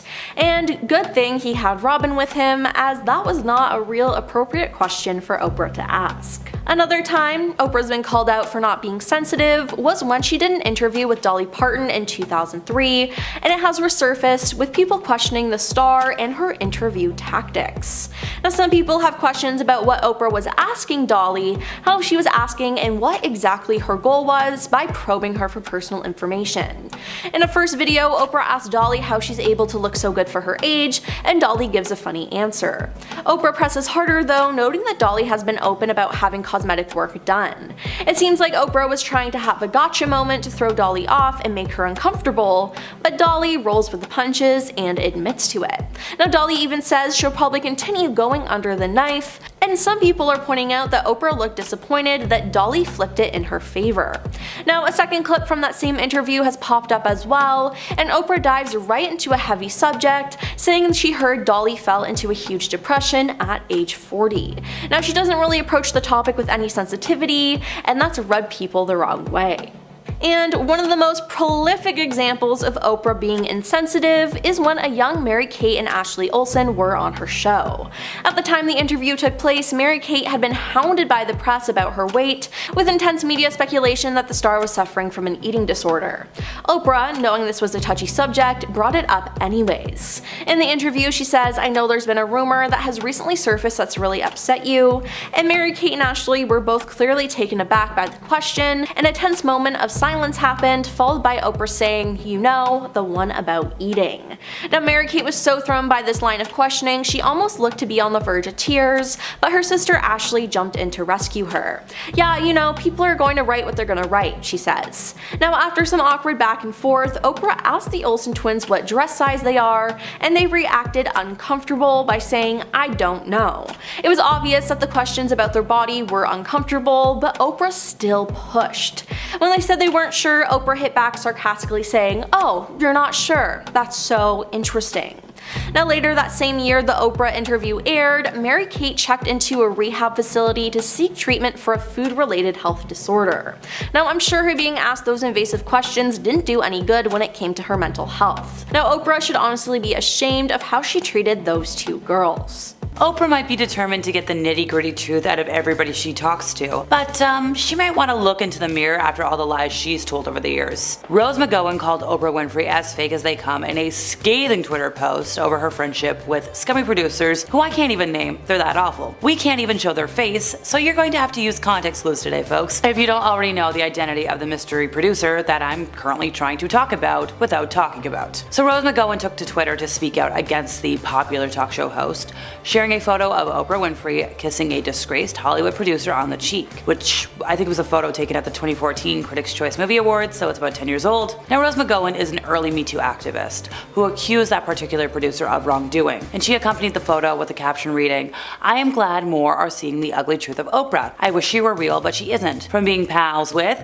insert anonymous producer's name here, to abandoning and destroying victims, she is about supporting a sick power structure for personal gain. She is as fake as they come. Hashtag lizard." Now, the victims Rose was referring to are those of a hip-hop music mogul, but one who has been accused of more than a dozen cases of SA or misconduct since November of 2017. Now, he responded by admitting inappropriate conduct in some cases, but has disputed the allegations of non-consensual SA-related interactions. The legend of Oprah Winfrey as an extremely poor person growing up without a father, a mother that was too young, who apparently, according to claims, carried Oprah with shame during pregnancy and then neglected her, spread when Oprah began giving interviews in Chicago. She would say, "Oh, they harmed me. I wanted to be white because I never saw white people being hurt." She remembered her early years in life as lonely. She didn't play with anybody except the pigs she rode without a saddle in her grandmother's garden. She said the only thing I could talk to were the animals in the farmyard. I read them Bible stories. And she said that she was so poor that her family couldn't afford a dog or a cat. She had 2 cockroaches as pets. She put them in a jar and named them Melinda and Sandy. She entertained her audience with stories about fetching water from the well, milking cows, emptying the drinking pot. This tale she spun, this horrible, horrible life. She told stories about her grandmother who swung a switch, her grandfather who swung a stick. Now, these were the people who raised her for the formative years of life. She said, "Oh, how they harmed me. Once again, I wanted to be white because I never saw white people being harmed." She said her grandmother did this because it's an integral part of Southern tradition. This is the way old folks raised their family. You spill something, you meet the switch. You tell a story, you meet the switch. She said grandma could do this all day and never get tired. Now, not everybody in Oprah's family agreed with this desperate upbringing. Her mother, Vernita Lee, when asked about her daughter's abilities to self-dramatize her stories, said Oprah is a bit of a cold smoker. Now, Oprah's sister also dispelled the myth of immense poverty. She said, "Of course we weren't rich, but Oprah exaggerated how bad it was for us. I guess the viewers would love her, the audience would grow. Cockroaches were never her pet. She always had a dog. She had a white cat. She had an eel in a tank. She had a parakeet named Bo Peep. She was trying to teach the parakeet how to speak." She said, "Where Oprah got that nonsense about growing up in filth and roaches, I have no idea." Now, that was a statement from her cousin Catherine. She said, "I confronted her and asked, like, why do you tell such lies?" Oprah said, "That's what people want to hear. The truth is boring." Well, Oprah, I would like to hear some form of truth out of your mouth. So for many years on air, Oprah was portrayed as this wholesome person. She was like, you get a gift, you get a gift, you get a car, you get a this, that, everything else. Turns out her stepmom has said otherwise for many, many years. According to Barbara, Oprah is one of the most controlling people you will ever meet. So when Barbara and family wanted to visit Oprah, Oprah was like, "No, you can't stay at my home. You gotta pay for your own hotel room. I'll come visit you maybe." Apparently, Oprah was quick to anger when it came to her staff, with a lot of folks being fired left, right, everywhere all over the years. But here's the thing. So you know how I mentioned how Barbara's like, nope, no family can stay with me, even though Oprah's like a billionaire and owns ranches and this, that, and everything else? Well, I guess when Oprah goes to visit Barbara, which never really happens, but it does, she stays at Barbara's place, and when she stays over, she complains. She's like, my bed sheets aren't 1,000 thread count, bath towels aren't big enough. Like, lady, you're a multi-billionaire. Why do you want to make your family feel like a burden? If you really care that much about things, go stay in some fancy schmancy hotel yourself. So Oprah's been called out for using weight loss medication, despite being like the longtime poster woman for Weight Watchers. Seriously.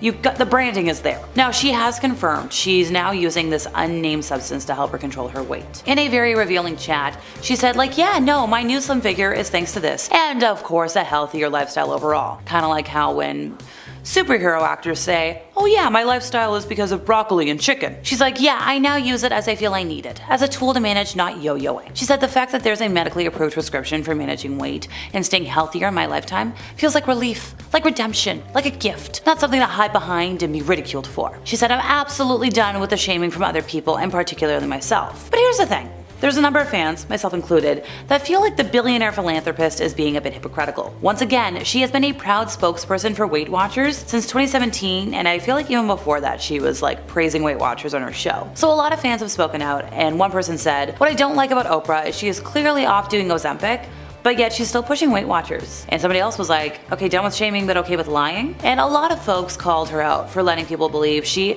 did it the old-fashioned way, asking, why did you lie? Back in 2012, Oprah gushed for weeks about Microsoft's Surface tablet. She compared it to a Mercedes. She called it one of her favorite things of 2012. One day she went a step further. She tweeted out to her 14.8 million followers saying, love that Surface. She said she'd already bought 12 of them for Christmas presents. One teeny little problem. Oprah, or whoever managed her Twitter at the time, sent the tweets from an iPad, because it literally said like sent from my iPad or whatever. And the people of the internet, who never missed the opportunity to poke fun at an online little flub, took notice. To quote one expert, she does have legions of fans, making her an effective marketing channel for Microsoft, except for when the narrative around her promotion is tossed on its head by a foolish and utterly avoidable mistake. Surface ads, now brought to you by iPad. Come on, it's such a silly little mistake. Back in 2010, Monique won the Best Supporting Actress Academy Award for her performance in Precious, and sure, amazing, notable, love that. That's not our point today. After that, she was blackballed in the entertainment industry for almost a decade, if not more, at the hands of media moguls such as Oprah. And Oprah, was really shady about it. She's the same talk show host who had an interview with Monique's family just days after her big career accomplishment. Now, for most people that sounds like a great thing. Like, oh my gosh, yes, you won, let's get your family on to gush about you. But here's the little snafu in that logic, folks. Oprah sat down with Monique's older brother, Gerald, who harmed Monique while they were growing up. This was the first time he had admitted to his crimes. He confessed to being a victim of the same actions by other family members. And somebody said this online, and it's best said this way: Oprah needs to answer for this, because interviewing Monique's brother after her historic Oscar win, this doesn't make sense, and it looks bad for Oprah. Why would you want to do something so negative when you're celebrating something so amazing? Somebody else noted, Oprah definitely seems like she has a mean, cold side. I just wonder why she was so mean to Monique. And Monique said it herself. Oprah crossed her on so many different levels. She tried to reach out to Oprah to settle this, discuss it, but the efforts to communicate just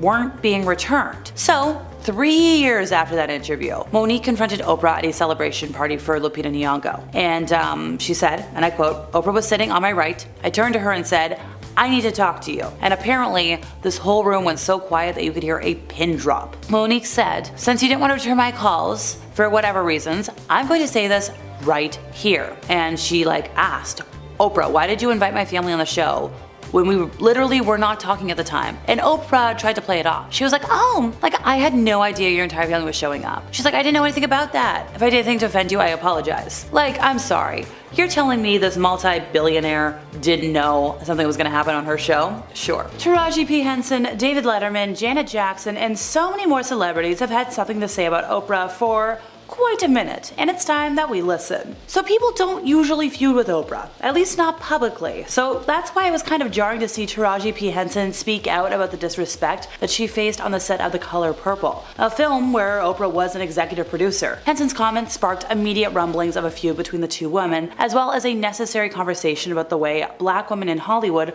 are constantly disrespected and underpaid. While Oprah has claimed that there is no hatred between the two, there's definitely some kind of mess and some kind of drama. So back in December, Taraji told The Hollywood Reporter that she was fed up with the industry. She said she was sick of being underpaid and that she had been fighting tooth and nail every project to get the same freaking quote. Later that month, Gayle King asked her about, when she said she wanted to retire from acting, and the star got teary, saying she was just tired of working so hard, being gracious at what she does, getting paid a fraction of the cost. She's tired of hearing her sister say the same thing over and over. She said that every time when she thinks she's breaking another glass ceiling, when it's time to renegotiate, she feels like she's at the bottom again, like she never did what she just did. After her comments went viral, she sat down with the New York Times for a more in-depth interview, and in it she spoke out about racism in Hollywood, pay inequality, and the unfair working conditions on sets like The Color Purple and Empire. She said she hasn't had a raise in her pay since her work in 2018, and it almost led her to walk away from The Color Purple. She said they don't care. They're always looking for a deal and trying to pay you the least amount. The actress mentioned how the cast was given rental cars and was asked to drive themselves to set in Atlanta, and when she asked for a driver, she was apparently told, well, if we do it for you, we gotta do it for everybody.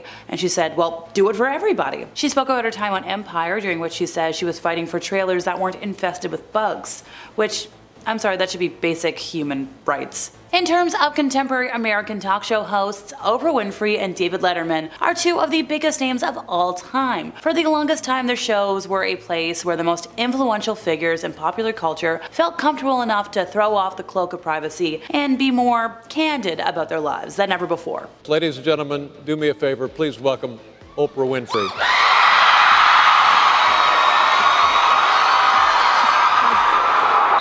This is the worst Super Bowl party ever. Now, Dave, be nice. He's just saying that because I'm here. Oh, you can say that because I'm here. However, although they were both masters at conducting interviews, for a long time the pair were locked in a strange rivalry that had everybody else perplexed. The two had a feud that lasted more than 2 decades, with Oprah refusing to speak to Letterman whenever they bumped into each other. According to an account in the Huffington Post, it all started when Oprah appeared on The Late Show with David Letterman back in 1989, and for her it was an uncomfortable experience to say the least. The crowd was angry, because the night before she'd hosted a TV show about devil worshipping, which was a complete disaster due to the outlandish claims of some of her guests that she seemed to entertain, including one deranged woman called Rachel. So when she was on Letterman, the crowd was so heated that one guest was like, "Rip her, Dave!" Now, later on, Letterman explained why he felt Oprah was so angry with him. He said, "I think she resented the fact that I didn't rise to the occasion and, knock out the guy, which I probably should have, but it was completely out of control and didn't know what I was doing." Admittedly, the late night talk show host did not help matters, as afterwards he would make quips about Winfrey's feelings towards him and exaggerate the situation. Letterman even claimed he was ill because he ate clams at her restaurant, The Eccentric. Letterman made things worse in 1995 by tearing into Oprah during his duties as the Academy Awards host, saying, "I've been dying to do something all day, and I think maybe we can take care of this," before introducing Oprah and one of the biggest stars of the day, Pulp Fiction star Uma Thurman. "Oprah, Uma, Uma, Oprah," he quipped with their names before adding, "I feel much better. Have you folks met Keanu?" Now, despite Letterman being rude, Oprah's real hatred started years earlier in a different moment from her appearance on his show back in 1989. Speaking with Jon Stewart in 2010, Letterman explained that Oprah hated him after he left her with his bill at a restaurant they were both eating in. So apparently that predated the Academy Awards. Apparently she was out for food with Stedman, her partner, and Letterman was with his then girlfriend Regina. They were both at a restaurant having lunch, and he was like, "Oh, this is hilarious. I'm gonna make Oprah buy us lunch." So when time came to pay the bill, Letterman told the waiter, "Oh, this woman right over there has been kind enough to take care of our check." And the duo waved to Oprah as they left the premises. He's like, "We got a free lunch," and that's where it started. It looks like they're buddy-buddy now, but still, I feel like there's some tension still behind the scenes. Toni Braxton took aim at Oprah in a TV expose, alleging the TV titan was mean to her during a 1998 interview about the singer's financial problems. The R&B star insists the TV chat severely damaged her reputation after the host made some choice remarks about her overspending, which led Braxton to declare bankruptcy. In a taped interview with VH1 for a Behind the Music special, the singer said, "She was so freaking mean to me, I was in shock. She said, 'I hear you have Gucci flatware.' I'm Oprah Winfrey and I don't have Gucci flatware." And Toni was like, "Well, you didn't have Gucci flatware because you didn't want to buy it. It's not because you can afford it." But Toni said, "Oprah made me feel this big," which, she deserves better. Janet Jackson's beef with Oprah Winfrey is a lot more personal than some of the other entries I've talked about today. So when Janet Jackson was keen on her interview with the talk show host, she was horrified when her brother's descendants were called on the show. Janet saw this as Oprah using Michael's family as a means to boost her ratings. And there are sources that reported that there was an intense conversation between Janet and Oprah, one that has created a lasting feud between the two billionaires. Back in March of 2010, Monique won the Best Supporting Actress Academy Award for her performance in Precious. Since then, she has opened up about what she said was her being blackballed in the entertainment industry for nearly a decade at the hands of media moguls such as Oprah Winfrey. So Oprah is the same talk show host who had an interview with one of Monique's family members just days after her big career accomplishment. Oprah sat down with the comedian's older brother, Gerald, who sadly harmed Monique growing up. Now, this was reportedly the first time he had admitted to his crimes, and he also confessed to being a victim of the same actions by other family members. Somebody said that Oprah needs to answer for this, because interviewing Monique's brother after her historic Oscar win, this doesn't make sense. Plus, it's starting to look bad for Oprah. Somebody else said that Oprah definitely seems like she has a mean, cold side. I just wonder why she was so mean to Monique. Monique said Oprah crossed her on so many different levels. She said that she reached out to the OWN creator, but her efforts to communicate didn't happen. 3 years after the interview, she confronted Oprah at a celebration party for Lupita Nyong'o, which was in honor of Lupita's Academy Award nomination for Best Supporting Actress. Oprah was sitting on my right, she said, and then I turned to her and said, "Now I need to talk to you." And apparently you could hear a pin drop. Monique said, "Since you didn't want to return my calls for whatever reason, I'm going to say this right here." She asked Oprah why she invited her parents on the show, due to their severed relationship at the time, and Oprah said, "Oh, I had no idea the entire family was showing up." She's like, "I didn't know anything about that." And she added, "Oh, if I did anything to offend you, I apologize," which is like such a non-apology apology. I start seeing commercials with my mother. We never talked about my mother being there. How would you feel? Betrayed. That is exactly how I felt. And thanks to Oprah's weakness for theories that veer towards the decidedly out there, her legacy has been undeniably tarnished. So sure, she did endorse plenty of credible things in her heyday. Barack Obama, John Steinbeck's East of Eden, which became a bestseller after being featured on her show, which was like 51 years after it was published. But on the other hand, we have Oprah to blame for the rise of, Jenny McCarthy, who had her theory that vaccinations cause bad things on the show back in 2007, and she's been repeatedly cited as a factor in the return of diseases in the States.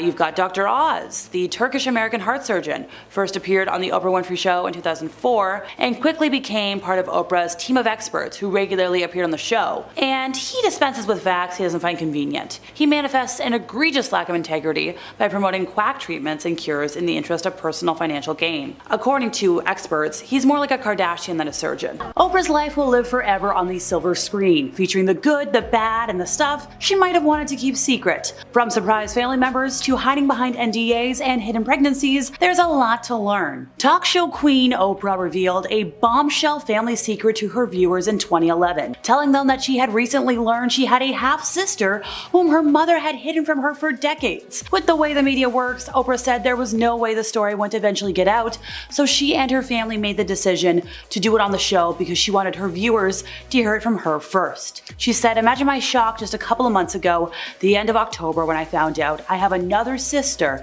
living just 90 minutes away." So just before Thanksgiving 2010, American Thanksgiving, Oprah received some news about her family that she says shook her to her core. So Oprah Winfrey's half-sister Patricia, a single mother of two, had been given up for adoption in Milwaukee by Winfrey's mother, Vernita, back in 1963. Now, Oprah was super young at the time of Patricia's adoption. She was living with her father in Nashville. She had no idea her mother was even pregnant. So Patricia was born on April 26th, and from the moment she came into the world, her life was far from easy. She was put up for adoption at birth, and apparently she was left in the hospital for about a month. And then for the next 7 years of her life, she bounced around from one foster home to another before finally being adopted. And all that time, she longed to be reunited with her mother. She had some disbelief that she didn't mean to put me up for adoption. She would just always wish that her mother was going to come back and get her, said Patricia. Then as she got older, she knew that wasn't going to happen. When Patricia was 17, she gave birth to a daughter, Aquarius. 6 years later, she had a son, Andre, and mentioned that her whole goal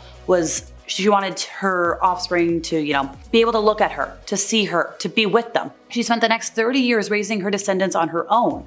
What she was grateful for was the people who she had in her life, the people who gave her strength, the people who loved her. She doesn't regret the fact that her mother gave her up because that wasn't the way her life was supposed to go. That was. So Oprah, on the other hand, had two siblings, a brother, a sister. Sadly, at the time of all that, they had already passed away. And Vernon, Oprah's father, is not Patricia's father, by the way. So Oprah said on her show, for the most part, her life has been an open book. On her show, she's seen everything. She thought nothing could surprise her anymore. But she was wrong. She described learning about her half-sister as news that shook her to her core. It left her speechless. Now, Patricia said she first discovered her link to the media mogul in 2007 after a lot of years of searching for her mother.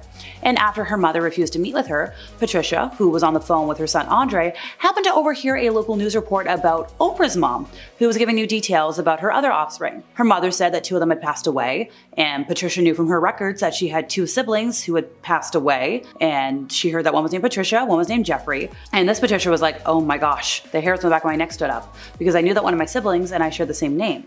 And she said, no, that can't be. But it was.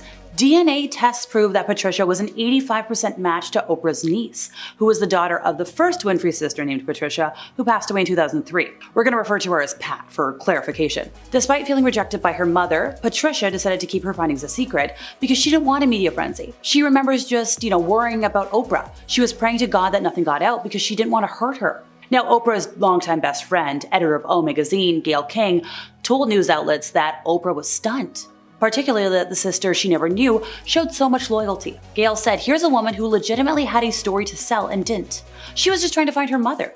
Oprah, of course, just turned out to be a bonus. So on Thanksgiving Day, Oprah and her partner Stedman drove to Milwaukee to meet Patricia and Patricia's family for the first time. And since meeting her half-sister and her new niece and nephew, Oprah said she had come to admire their character. And she said what was so remarkable to her about this, and what made her cry, was just because since she had been a person in the public eye, there had only been a few times that she had been anywhere and not been sold out. There were very few times in her life where like she could bring somebody in new and not have that person in some way betray you or use you or take advantage of you. Look, Patricia had tried and tried again to get responses from anybody in that family, and she never once thought to go to the press. She never once thought to sell the story. And when Oprah heard that about her, she said regardless if it's true or not true, she had to meet Patricia because she wanted to meet somebody who had that kind of character. So she thanked her. So a few weeks after the whole DNA test got done, Patricia finally did meet her birth mother, Vernita, for the first time. And she said she just kept looking at her going, I don't know if I look like you or not. She just kept trying to find herself in her. But there's no questioning how much Patricia looks like her half-sister Pat. Now, Pat's daughter Alicia says that meeting Patricia was one of the best gifts she ever could have gotten. Krishanda, Pat's other daughter, first heard about Patricia from Alicia, who then sent her a photo of their newfound aunt. And Krishanda said that when she saw the picture, she just knew it was true. Before even the DNA test, she just knew. And for Krishanda, getting to know Patricia was an emotional process. She said that she knew she had her own personality, her own gifts, but for her, it was a constant reminder of the goodness that Pat represented and personified. Pat had a lot of demons that prevented her from being her best self, and the whole family knew about that, but they feel like Pat speaks on through Patricia. And Oprah did agree that this was closure for her sister who had passed away. But this wasn't Oprah's only epiphany. Turns out when Oprah was younger, she had become pregnant, and that was her big secret. She'd been harmed before that. She became pregnant way too young, and then she was sent to live with her father. And her sister, Pat, went to the tabloids and sold that story. And that caused a big rift between Oprah and Pat because, well, being sold to the tabloids. So when Oprah had left the home of her mother the other day, when she had met Patricia, she realized all of this was a gift to her. Because Pat going to the tabloids, telling Oprah's secret, was a gift in a way because it released Oprah from the shame that her mother still carries, from her mother refusing to meet with Patricia. Oprah was thinking, like, had Pat not sold her story, Oprah would still be exactly where her mother is, stuck in the shame of her secrets. Now, despite the difficulties she faced, Patricia never gave up trying to contact her biological family. She knew that she needed to get it out or get in touch so that nobody else would release that news. So when Oprah asked, like, why didn't Patricia want to, tell her story, sell her story, get that closure? And Patricia said, like, it's not fair. Number one, because it's family business, and family business needs to be handled by family. And when Oprah replied that, well, now it's out there, Patricia said, yes, but it was handled by family. It shouldn't be handled by anybody else. That wasn't fair, and it wouldn't be fair to Oprah. So Oprah has other secrets as well. She's a big fan of NDAs. But here's the thing, confidentiality agreements are not uncommon in the world of Hollywood. Marvel is very well known for this. Like, if you leak something, we're looking at you, Tom Holland, you're in trouble. Everybody's got to sign one. We're talking like if Tom Cruise was on the show, he had to sign one. If you made something for Tom, or if you were one of Tom's entourage, you had to sign one. I think over like 500 staff members over the years have had to sign an NDA to work with Oprah. One former employee, Elizabeth Cody, tried to write a book about her time working for Oprah, but was stopped by the courts because she was tied to that lovely NDA. Because these non-disclosures weren't just meant to keep show secrets safe. This was also for Oprah's personal, privacy, which, like, I get it. According to Elizabeth, anybody in Oprah's life had to sign one of these. But Elizabeth felt kind of, muzzled by all of this. And she's not the only one. In 2010, Unicus Performance Training filed a lawsuit against Oprah and her company Harpo, claiming they never got paid for a workout program they were developing for the company. UPT alleges that Harpo fired them for violating the terms of their confidentiality agreement. Why? And how? Well, UPT sent out a mass email. They were promoting their upcoming appearance on Oprah's radio show, and according to the confidentiality agreement, they weren't supposed to do that. They weren't allowed to use the name of the company, Oprah's name, Oprah's website name, anything for advertising or for promotional purposes, unless of course they wanted to get fired, even though they were just promoting their appearance on her show.